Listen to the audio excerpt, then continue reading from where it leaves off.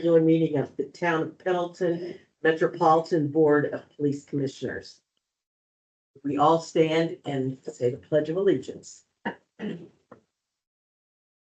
I pledge allegiance to the flag of the United States of America and to the republic for which it stands, one nation, under God, indivisible, with liberty and justice for all.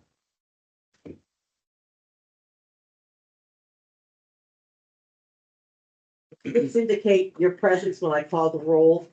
Tim Pritchard. Here. Brad McQuitty. Here. Brian. I'm here. Author. Yeah, there you go. It's okay. Rick Corbin. Yeah. We're here, all full, except for Steve. But we have a quorum established, so.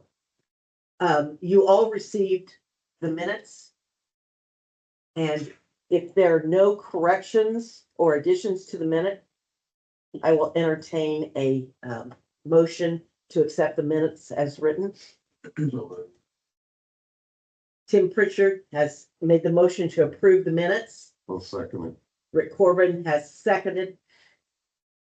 All those in favor of approval of the meeting minutes for January 6th, say aye. Opposed?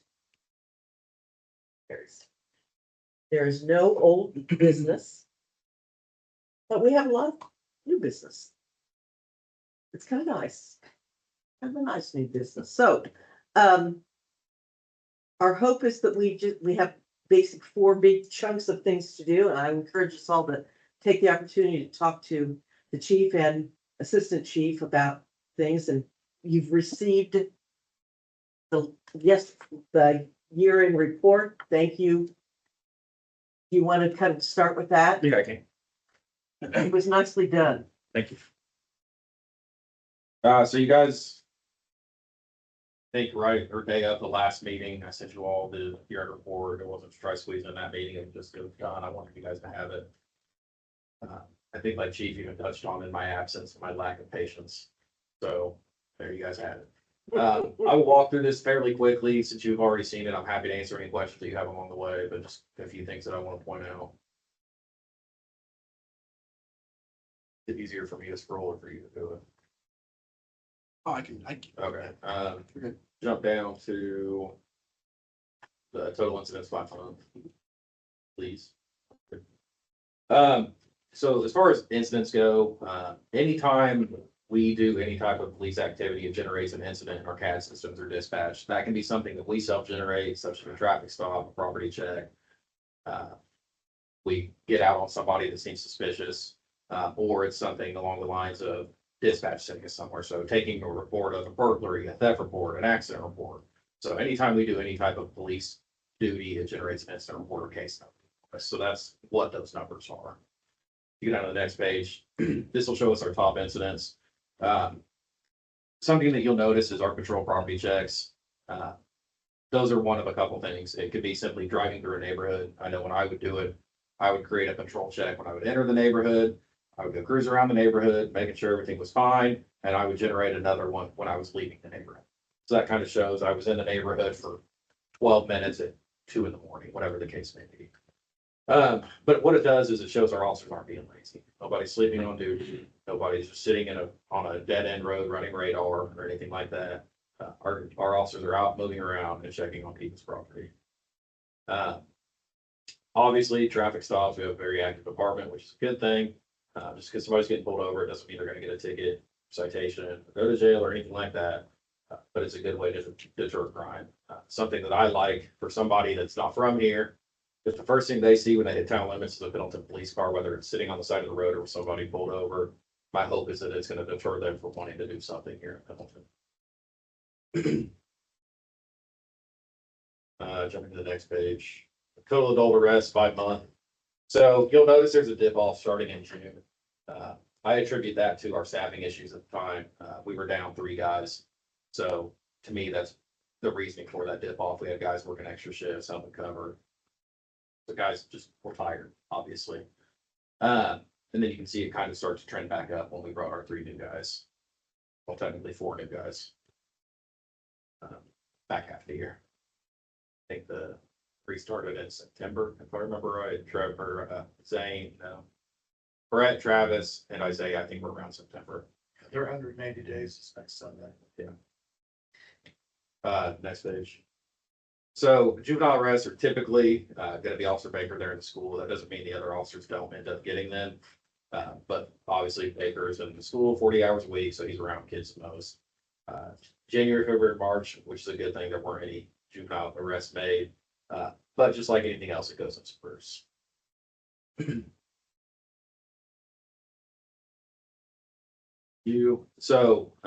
I know Chris asked me about this.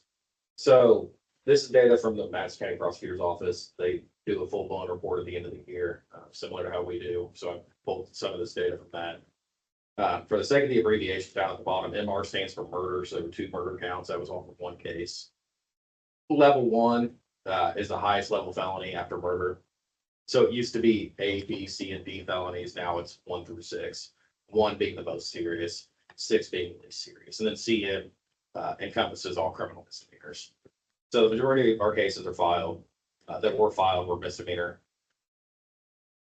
but obviously we had everything all the way up to murder last year. And this is just Middleton and. Yep. Yeah. And you don't have the data here, but I know you're a data geek, so is it kind of in keeping with last year? We've not had anything unusual this year, do you think? As far as like total Yeah, or but are the data, are the trends similar? I actually think as far as incidents go, I believe our incidents went up, which I attribute that to staffing. Our staffing has increased. As far as total arrests go, I would imagine, without having the numbers in front of me, I would imagine it's probably pretty similar. Maybe a little bit of a tick up, again, because of staffing. Our department's bigger now than it's ever been. Do we have that comparative data? Do we keep that? I could get it, yeah. Okay, I just think if we look at a 5-year, as our population goes up, it would seem to me that we ought to track, It's weird though, because like I've said a couple times, it goes in spurts. Whatever it is, accident reports, people committing a burglary or vehicle thefts, we could have somebody go through one weekend and break into 15 different cars. I mean, it just, you don't know. Yeah, population is a factor in it, traffic is a factor in it all. But it's hard to just nail it down to one thing. That's what's hard to predict stuff. Yeah, I would assume the population increase is gonna increase. That's what we assume, but- I just want us to we have access to data. If somebody asks it, we can say, Yeah. No, the data that we have the ability to pull is, okay, that's all I nerd out over it. It's, okay, that's all I care about. We have that ability. so crash reports by agency. So this is for every agency in the county. Obviously Anderson's got the most miles of road, most traffic, the most people, the most officers. So nobody's ever going to compete with Anderson. Same thing with the county. Their patrol division alone is 34-ish deputies, and then obviously have investigations, administration, all of that. So they're at least twice as big as us, but many more miles of road. Excluding those 2 departments, we do lead the county, so we're the 3rd most accident reports in the county. A lot of that is obviously off of the interstate. Before they reworked State and Enterprise Drive and made it the right in, right out, I can't tell you how many accidents there. I mean, it's weekly. We were having accidents right there. So that actually made our numbers go down a little bit, but that's a good thing. We want those numbers to go down. The other issue here in town is out on 67 in front of Hardee's in that area. We call them wave throughs. People will be parked to stop, someone waves someone out of the gas station, and they forget about the other lane. They try to be nice and somebody out. Yeah, we're too polite in the end. That's why roundabouts were a hard thing for people too, but I think the reconstruction's set for 2019 or 29. For 67, what's but gonna I did was happen push there? that out. They're redoing that whole area. Whether it helps or not, we don't know. It'll be concrete median with trees. Okay, so we can't. It should prevent a lot of that issue. There's always gonna be a human factor in everything. We can't control it. So, next slide. So these are our top charges. So I'll use an OWI or operating while intoxicated, for example. There's potential to arrest one person for multiple counts of OWI. OWI endangerment, for example, that's our top one. The easiest way for me to explain that is, they're impaired driving in some way, endangers somebody else. So whether it's a moving violation, we stop them for speeding. Okay, well then they turned out to be drunk, or they had a passenger in the car, or whatever the case may be. Somebody could have that charge along with just regular operating. So one person could get multiple counts. I think it is impressive that our department, the leading arrest charge was OWI related. We have a lot of officers that are very passionate about that, which is a good thing. So whether it's alcohol or drugs, we take our OWI enforcement very serious. The other thing with that is the town of Pendleton is not just full of drunk drivers from Pendleton. Because of the 5 major roadways, we get people coming from Lawrence to Anderson, we get people lost coming out of Indy, end up in Pendleton. So while we have our own local arrests, the roadways bring a lot of this movement. When I was on the road, I said at least 90% of my arrests were not Pendleton residents. I mean, it was few and far between. Okay, so I have a question. So if OWI with an endangerment and then just OWI, so it's really the combination of those. Yeah, Okay, so you really have 66. well, then you have with total counts, yes, or OWI controlled substance, or Yeah. OWI prior conviction, So- felony. Yeah. I mean, it's just, there's, I would say it's more rare to have only one OWI count against somebody. Okay. There's typically at least 2, just depending on circumstances. I'm not saying it doesn't happen. But, yeah, as far as like, I'm impressed that our highest charges are OWI related. I think it's a very good thing. Which know that the arrest minimum, the officers off the road, what? If they're quick, an hour, but technology can be technology too, and it doesn't always cooperate, so it could easily get a few hours. And going to the hospital if they have to go to the hospital. Yeah, a cut and dry one that's easy, maybe an hour if I've been, but like she said, I mean, I've spent a few hours in the hospital. Because we have to get them cleared if they're over a certain number, or if they're on drugs, or whatever the case may be, or God forbid they get in an accident. The worst combination of paperwork is an impaired driver with an accident, because it just takes forever. Obviously, we have drug charges, all the way down to possession of methamphetamine. So we have big problems here, just like everywhere else. So major cases. In October, Judge Dudley sentenced Courtney Radford, who shot and killed Jared Winiger, 67, back in 2023. Yes, 2023. He got sentenced to 77.5 years. That case was investigated, lead by Detective Berkeley. Did an exceptional job. There's a lot of teamwork on that case, though. So I assume you all remember it, but it was very well investigated. January last year, we had Officer Eby's officer-involved shooting. The suspect in the case died as a result of the shooting. Had he survived, Madison County Prosecutor's Office determined probable cause existed to file criminal charges for attempted murder, level 1 felony, and other charges. So Officer Eby was cleared in the shooting.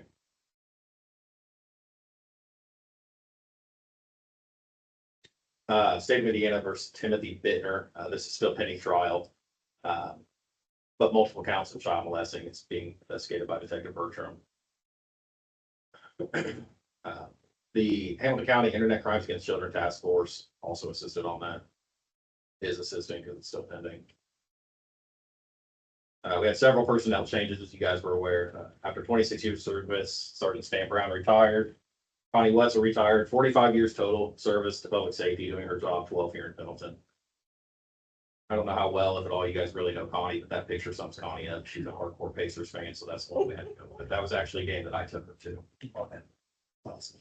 Are you the guy? That guy is hardcore. I am not that hardcore. I love my Pacers, but not much. So several new hires. We've got Zane Sparks from Anderson, and Trevor Hughes also from Anderson on day shift now. I both started on nights, but have been able to personnel changes to slightly day shift. Also from Anderson, Travis Thompson, Brett Webb, both currently on night shift. Isaiah Thomas also from Anderson on nights, and then we brought in at the end of the year Kyle Smith from LP.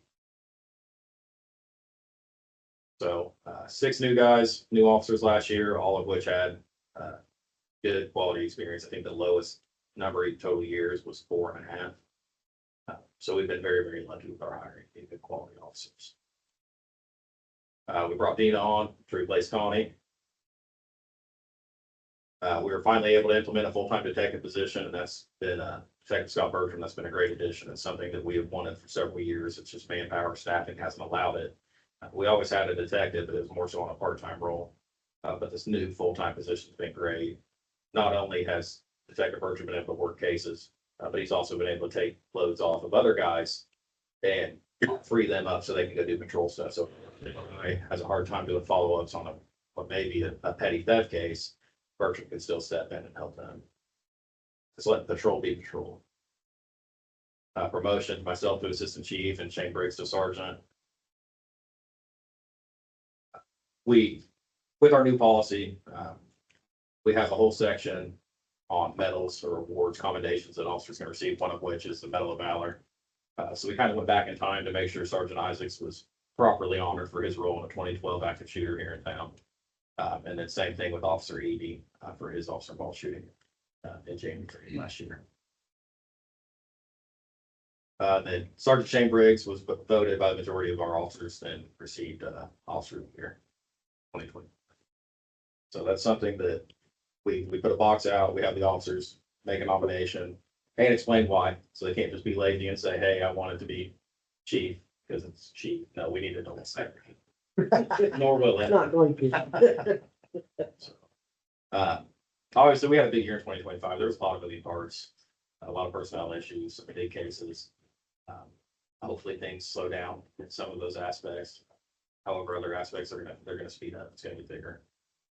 So that's 2025 in a nutshell, very quick nutshell. Do you guys have any questions? Who's done the layout on this? You done a good job. Looks good. Thank you.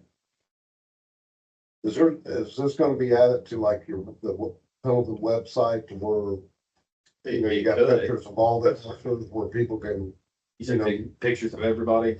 yeah, I mean, so people can look on there and So see. we actually, we're hoping now that things are settling down, we're dealing with our current hiring process. But we have talked and we want to do a new department photo and new headshots of each officer. So that's on the to-do list for this year. No, you did a really good job. I like this when I opened it, when you sent it out, it looked really good. Thank you. Questions, comments, anything I can do on that? Press, thank you. Thank you. Yes, more than. What is DWS prior? Driving while suspended prior. Okay. So, as far as license suspension goes, the lowest tier of it is driving while suspended infraction. So it's just like a speeding ticket. Driving while suspended prior is actually a class A misdemeanor. You can be jailed for it. Typically, we don't. There's always that situation where we may though. Yeah. Due to jail crowding, they asked us years ago not to arrest for it if we didn't have to. Some people talk themselves into it, I'm sure. Really nice. But Hiring go back to process the up agenda. there. Yeah, Speak to that too, if you'd like.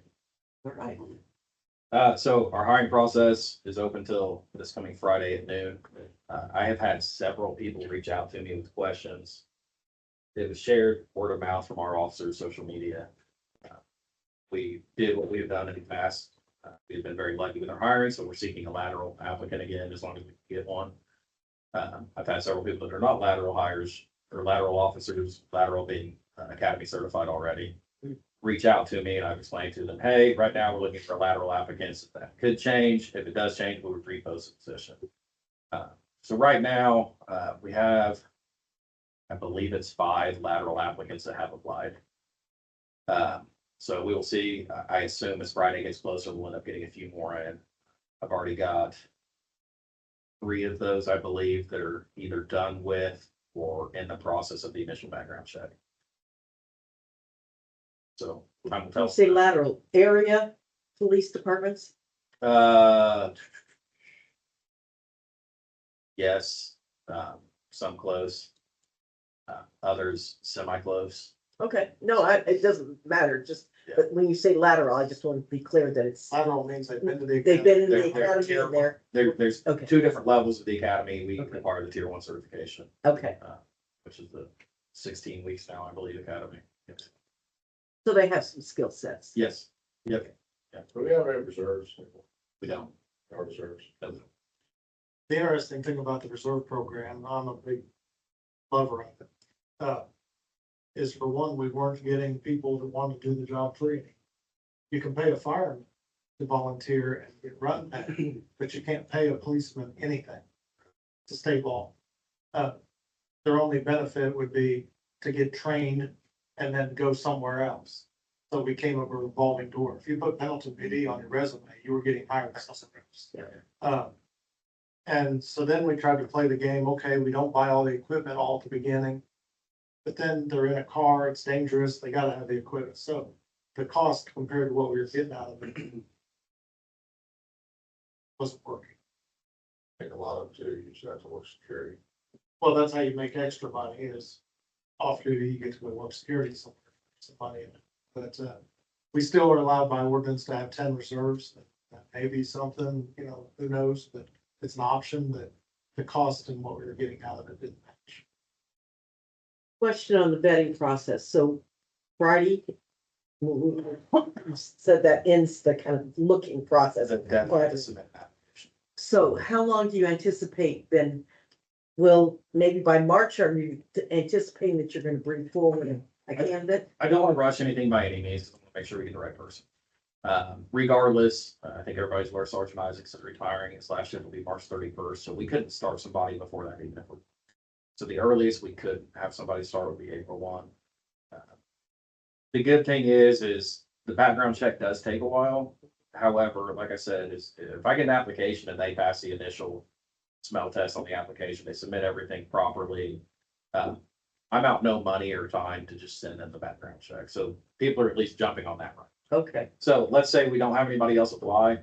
For the most part, background checks should even be done on Friday. Their portion to complete, which just takes time. And then it's at least a couple weeks for us to move them on to the next step where we start contacting resources or references, doing our own shit from there. So in a perfect scenario, maybe a month from now, I'll be able to bring a name to you all for approval to start in April. However, like I said, I don't want to rush anything. Worst case scenario, we bring a name to you, the April meeting, for them to start at a date at end of late April. And also you gotta fill the position for Shane's sergeant Yes, position. just quick update on that. We put out a email to everybody with the opening for the promotion. What the requirements were, one of our officers were eligible for it. That's just Kyle because he hasn't been here long enough. We had 5 people put in for it. We are conducting interviews for that next week. So. and It's been who's on nice. the interview team? Our supervisors, including Sergeant Isaacs, he asked, same with our normal hiring process, he requested to still be involved with everything. In my opinion, who better to have an opinion on his replacement with that person? He's been the night shift sergeant. Well, So seems like longer than I have been alive. So he knows what that position entails. His opinion will carry a lot of weight on that. So these candidates interview with 5 people? That's the administrative side, those sergeants, myself. Okay, Unless you're just bored, like I'm sitting too. I'm not bored.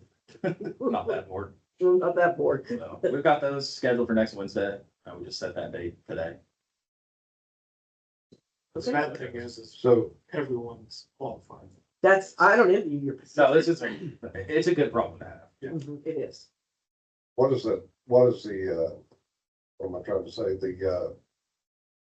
you said Kyle's not eligible, so the other guys be hired, back in, They'll be, their probation would be up. It's actually getting ready to be up at time of appointment. So they can't even start with Sergeant Isaacs not leaving or not being done until March 31st. The promotion wouldn't take effect until I think it was like 3rd or 4th of April, which would be the first day of the pay period. Just it's easier for us and for the clerk's office to not have somebody at a patrolman pay rate for 3/4 of the pay period and then sergeant for the other quarter. It just makes sense to wait until the start of that Yes, period, makes the sense. pay period following his departure. For years, it's just kind of an interesting thing in the police business.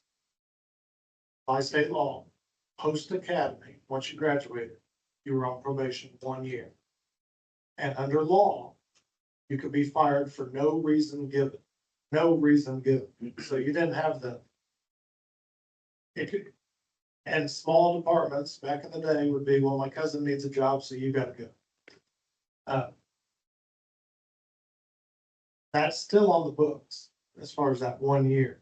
Well, now the newest thing, and it just has happened in the last few years, that Lucas and I have been growing together, is this lateral hiring stuff. Well, a lateral, they're bringing in 20 years of experience. So there is no longer that 1 year probation. I could put 1 year probation on them, but I'd still have to find cause to terminate them. So I don't need them to be on probation to mess up bad enough that I terminate, request termination. So I don't need to hold that year over. So what we've done is for lateral hires, it's 180 days. And what we're doing during that 180 days is we're turning them into Pendleton officers. Whatever habits they have from wherever they came from, hey, this is why we're different. Or you're doing that great, maybe we'll change to how you're doing. But that 180 days just gives them some time to, okay, I'm learning on this, but That process has been easy with our new officers. They all excelled. Great. They transitioned smoothly. that whole termination 1 year after the academy for no reason given. That's just kind of harsh. But if we were to hire some, let's say we don't hire anybody out of these applicants and we do open it up to anybody, Okay. and I have to send that person to the academy, then they would fall under that 1 year probation. That makes sense. The laterals is 180. And the last three we just hired, like I said, their 180th day is next Sunday. On by. Yeah, that's. Any other questions on the hiring process or update on that? Yep. So hopefully we'll have a better update for you next month.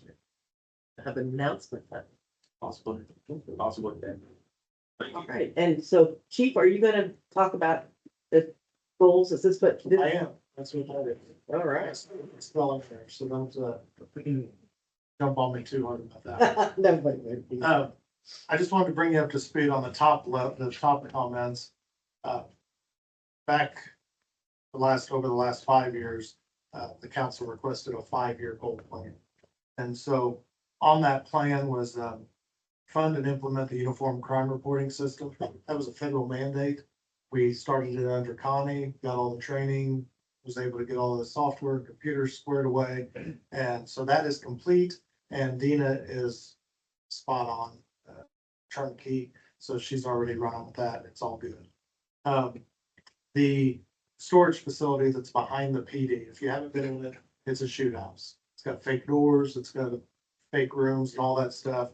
It was something I'd seen as a use for those buildings besides someone renting it, and the council gave me the building to do it. We've completed that. If I were gonna do anything more in there, it probably needs heated. The guys have been using salamanders. This new group of guys I've hired, they're all judo, taekwondo. And they go out there and play around in that. We bought wrestling mats and they've made it their own little dojo. So if I were to throw any money, it'd be some kind of heating source for them out there. Crime scene investigator training. Stan Brown's retirement caused that position to be open. So at the time, we were trying to find someone that wanted to do it. Officer Evie and Officer Owen, we sent them to training. So they were both certified, and then Officer Owen, of course, went on to Alexander. So we still have that. We'd like to get two, just in case one's on vacation. We still have one available. So we'll be opening up that soon. How long is that? What's that school we sent them to? 2 weeks? I believe the one that they went to was 1 week. The problem is everybody, there's several places that offer that training. So one person may say their class is 2 weeks, one might be a week. So what we did on this last round is actually sent that itinerary or syllabus to Andrew Hanna and the prosecutor's office and said, hey, from you guys in, do you think this is going to cover everything if we need to take some more? He said yes. So we were able to get what we needed to with a 1 week course. So it just depends on availability, what's open at the time, and two, let's say there is an incredible 2 or even 3 week course. We may send somebody to it if it looks like it's worth it. How costly is this? Trainings can be different. For a 1 week class, it could be $500. It could be $2,000. It just depends. So what if multiple officers want to do it? We would choose one more. Just one. That's all we need, huh? Yeah, we need. Which gives me two. Because Officer Evie's still certified. He's my guy right now. Okay. But I want to say. Okay. And then last year, we also got rid of the box truck that was used for the crime scene. We have a trailer now. Mhm. And Officer Evie's finished out the inside of the racks, has all the equipment in there, so it's, with the vehicles we have, we can tow it to the scene and do everything. How often is that used? Is this Perfect world never, perfect world never, right? perfect world never.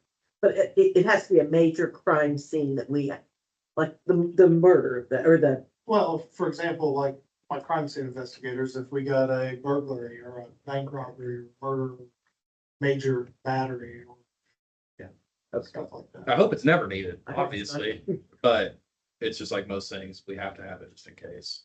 Okay. We have to be prepared in the event that it is needed. How does that role vary from Detective Bertram's? In a major case, it's entirely too much to ask one person to be a lead investigator and process a crime scene. Processing a crime scene is an art. It's an art that I don't want to know. I can do basic stuff, obviously, and I got a lot of training on it when I was in Eldon. However, to do it the right way, that's a full dedicated job. Yeah. It also takes away from that look of impropriety. Oh, you're the detective, you want an arrest, so is that really the blood? So, Divide and conquer, Yeah, a situation like that, I've been called. and then, of course, the policies and procedures rewrite was a big deal to get those up and running. And they're to the point now, they've been reviewed by the review team, Assistant Chief Trailer, and now it's just one of those working documents as we move forward, make changes. That was a good thing as well. Currently going into this year, my major goals are the special response team, possible K9, possible drone program, of course, the new building, and more community involvement opportunities. So the SRT, and I was amazed by this number, we've already gathered $62,518 in private and corporate donations. That's huge. People have really gotten behind this. As I've explained in several meetings, to have the 5 guys that we have and not utilize their skills would have been a horrible waste of money. So getting this money to outfit has been a great opportunity for us.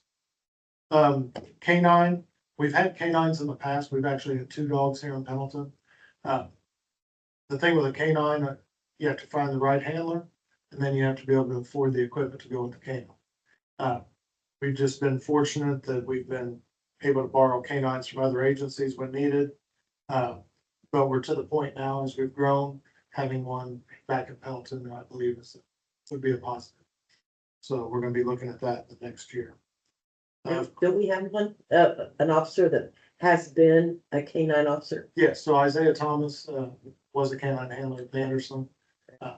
And while he was a canine handler with Anderson, our goal as administration was let him get his feet wet as a patrolman in Pendleton and see how he is. I have faith in Isaiah. The new building. So the thing with the new building, it always involves money, and the money's up to the council. So what the council's recently done as of last week was offer Reedy Financial the opportunity to start crunching our numbers and tell us what kind of amount of money that our taxes cover. There's a couple different ways to finance such a structure. One is called a lease buyback. That's where the builder builds it and then negotiates a percentage rate to pay them back. Bill Fredericks with Fredericks has been very loud that he's ready to do that anytime I ask him, he's ready to go. So that's one option. Another one, of course, is bond, paid for straight back by taxes. And then there's something called a bot that Bill had mentioned also. It's a new thing. It's kind of like the lease buyback, but it's a new word. And he's supposedly doing that over in Hamilton County right now. But we won't know anything until Reedy says you can afford $1 or you can afford 5 million, 10 million. I know the building in McCordsville, which I just go back to McCordsville because of their size, was $10 million. And it would fit what we need. With that being said, we've talked about land. Where do you build it? So up where we're at currently, we own that, the town does. The building just south of us, which is the massage area, that's owned by a gentleman named John Oliver. I met with John the other day, super nice. He said he's more than willing to sell or even do a long-term lease on the property. So that gives me that property. Then there's the church, then there's Pelton Tire. So I've talked to Pelton Tire. They're in discussions, maybe that'd be something, so I don't know if we'd have to build around the church. The Pelton Tire one's on the church, they sold it, so. But it's possible that we get all the top of the hill. The other idea is the industrial park, that's town-owned land. So it's an easy thing to just put us there because we already own it. There's talk about Huntsville land, north of Huntsville, the Bagley property. It's owned by the park. But the problem is normally they don't like to put police departments in high tax dollar areas because there's a silent revenue. We don't pay taxes. So those are we'll know more once Reedy comes back with a number to really start. Those are the different options there. Drone program. Again, everything in the police business is expensive. The drone that we would need is upwards of $25,000 to $30,000. The one reason that I'd like to do our own is, now that we have these events and festivals in town more and more and more, I'd like to do security pre-flies, all my building tops and everything. And the last time I reached out to local people that had drones and said, hey, this is what I want to do. They go, sounds great, but we're gone the next 5 weeks. So I wasn't. So again, I don't like to have to depend on others. I don't have to. So that'll be something in the future. Maybe we can get some grants or something. And then the community engagement opportunities. Up until now, with 16 officers, the majority of our community engagement opportunities, chief farm, going to this, going to that, going to this. I now have officers, including Lucas, that enjoy those things. Police sometimes don't enjoy them, but it's just a behavioral issue. But I have a great team right now. We had the box truck, we could set up an event. But it ends up, the events, they're trying to make money over the spaces, so to give me a spot, it's kind of like, well, you're not paying, so. It didn't work out sometimes, but we've got some new pop-ups, say Pendleton with the bench, and we'll have manpower just to be there and be busy. So that's more of our goal, to push that community thing. I've always wanted to run in our shoot house, a haunted house. I think that'd be cool. As kids would go, oh, yeah, I remember going to the police department. Yeah. And we could also use that as like a free will donation thing. The money could go to SRT, those type of things. But community engagement is just gonna be something you'll see the officers be involved in. That's about it, unless somebody has an idea of, hey, I've thought of this. We're willing to look at it. That's some good ideas. I mean, how involved do you want to be? But so like the farmer's market, my guys go down on bike patrol, so they're down. They are very visible. But we can now set up an actual little booth and table and just have a meet and greet and hand out baubles.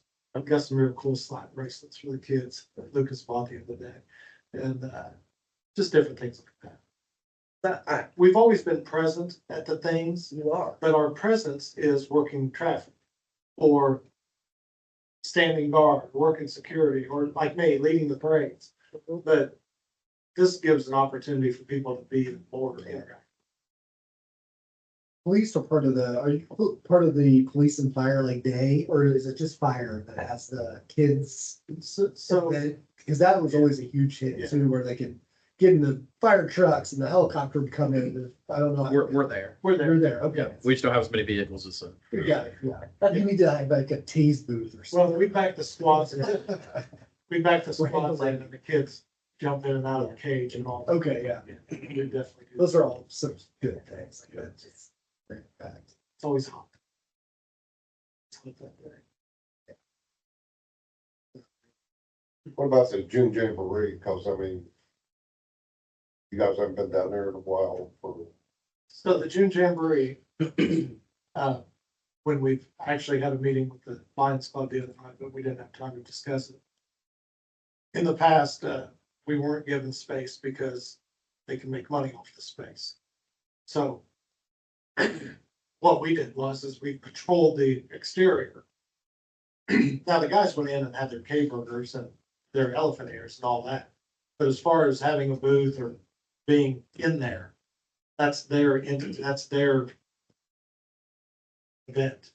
So it goes up to the event person.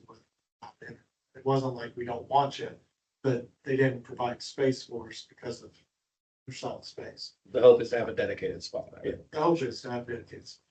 Yeah, I mean, I remember going to the June Jamboree, and telling you know, there was a lot of police officers there. It was always, you know, Well, it was always the sheriff's trailer. Yeah. Yeah, there's a reason. but that'd be nice. You guys had a trailer too. I mean, you are part of the community, so they ought to give you a space. There you go. So, In Quantico. Well, that's Alliance. Oh, it's a lion? Yeah, June Jamboree's Alliance. Oh, lion. Oh, wrong group. One is just the K burgers and they show up Oh, yeah. at the events. Thank you, chief. Anybody else have anything they want to riddle in with? Any questions? No, any emerging trends that you're seeing? I mean, whether it's a lot of the reporting and things like that, just watch outs or anything like, you know, top 2 or 3 or 4 priorities. I don't know if there's anything that you flag necessarily, just in terms of areas of focus, I guess. I personally have not seen like one crime trend as far as penalty goes. Yeah. So it's hard to focus on one particular thing. It's more so if we do happen to notice one, we'll start to gear our efforts towards whatever that may be. But for now, I mean, there's a lot of public attention on based off the unfortunate events that happened over at Fisher's. Child safety, grooming safety. So that could be something that we do have to start gearing some attention for, some collaborations with other places as far as education goes. But there's not like a trend towards burglaries or anything like that going. Which is also a good problem. You know, it's a good- I hope there's not. There's never a trend that we have to adapt to, but the reality is it's gonna happen at some point. We deal with it accordingly. We were discussing social media earlier. That's the reason I watch Chatter. Sure. I watch it all the time. And, for example, today, the moms are gonna supposedly fill out a petition to have us follow school buses. Because people are just killing children driving by the school buses in Belton.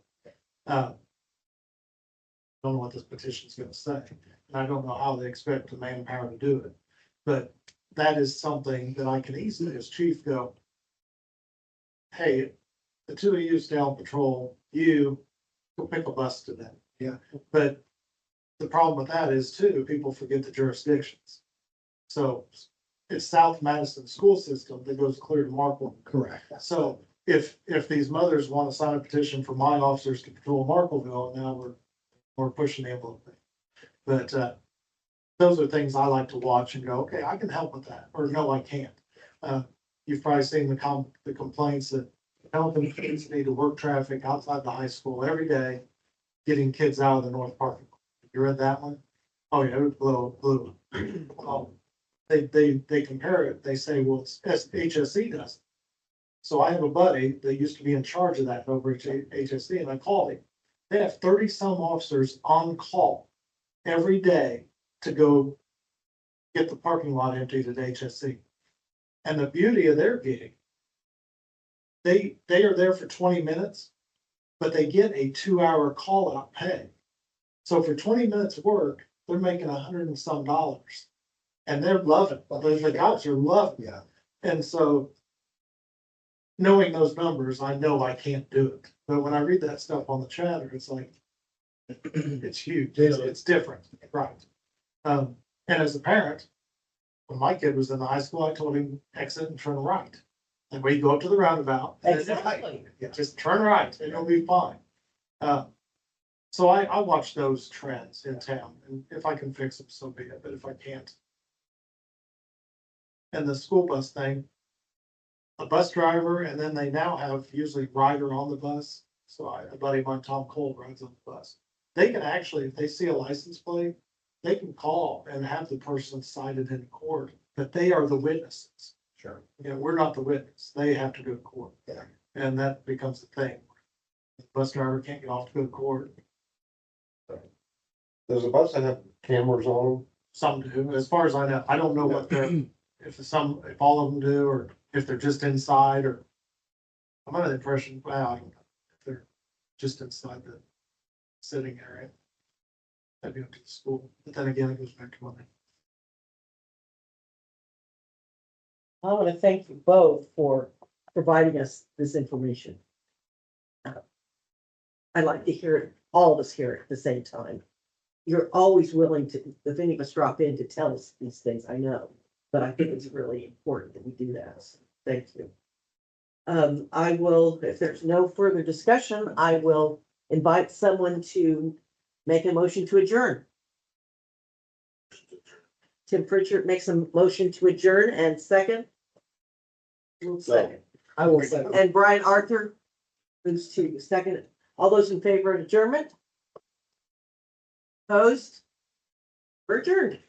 It is 6:45.